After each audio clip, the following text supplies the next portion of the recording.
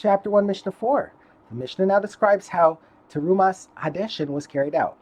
The one who won the right to separate the ash from the Mizbeach would now go to separate the ash from the Mizbeach. And the other Kohanim would say to him, "Be careful not to touch the vessel before you sanctify. Wash your hands and feet with the water from the kior." And behold, the shovel was placed on the courtyard floor in the corner between the ramp and the Mizbeach to the west of the ramp. No other person entered that area of the courtyard with him, and there was no lamp in his hand. Rather, he walked by the light of the Mizbeach's fire. The other Kohanim did not see him as he walked to the kior, because the ramp of the Mizbeach blocked their view. And they did not hear the sound of his footsteps because he was walking quietly. They did not know that he had reached his destination until they heard the sound of the wood machine that Ben Katin made as a wheel for the kior.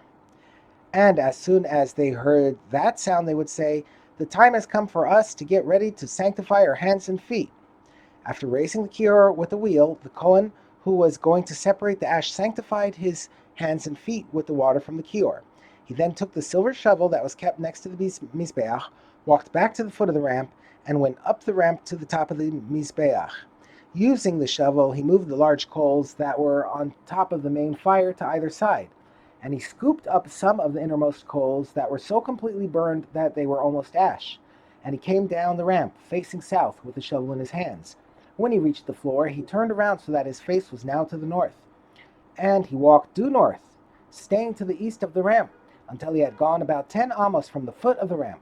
He then carefully piled the coals upon the floor at a distance of 3 hands' breadths away from the side of the ramp, which is also the place where they would put the crops of the bird olah offerings, and where they would put the ash of the incense from the inner mizbeach and the ash from the lamps of the menorah. All of these ashes would be placed here daily, and would be miraculously absorbed into the courtyard floor.